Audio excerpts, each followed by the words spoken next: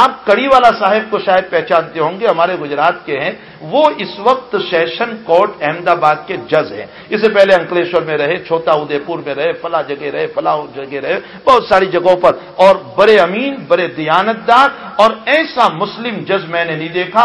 حالات جب چلے تھے تو میرا خود دورہ ہوا تھا احمد آباد، چھوٹا ادے پور، فلاں اور فلاں.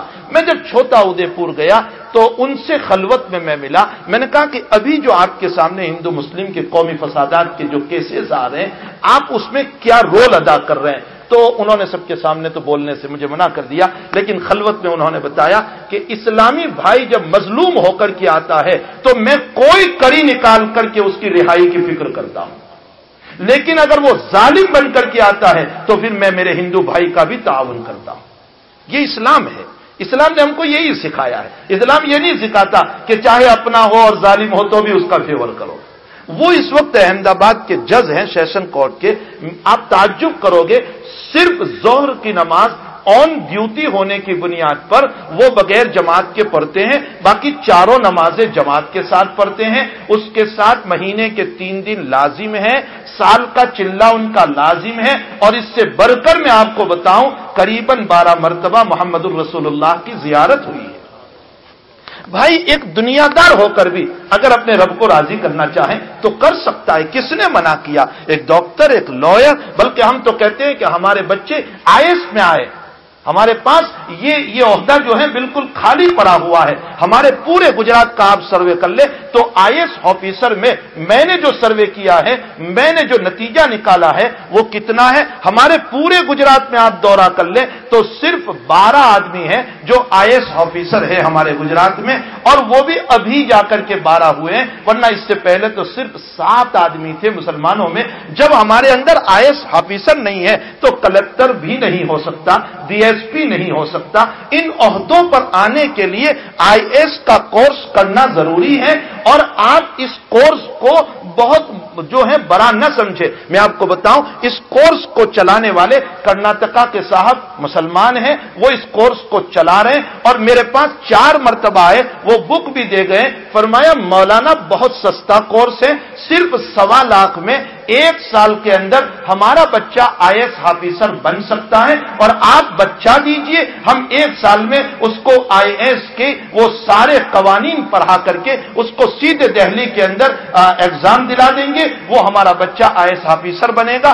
صرف 1.25 لاکھ کا خرچہ ہے، اور اس کے اندر ہمارا بچہ IAS آفیسر بن کر کے آئے گا، وہ کلکٹر بنے گا، وہ DSP بنے گا، وہ ان عہدوں کو سنبھالے گا. تو ظاہر سی بات ہے مومن کچھ نہ کچھ تو اللہ کا خوف ہوتا ہے، وہ انصاف کی نظر سے دیکھے گا. یہ تو دنیا کی تعلیم کا مسئلہ ہوا.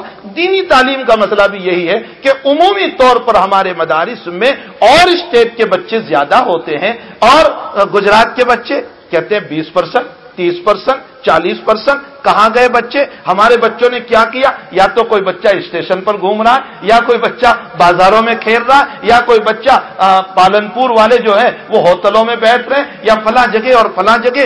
ہمارے بچوں کو نہ دینی تعلیم کا شوق ہے نہ دنیا کی تعلیم کا شوق ہے.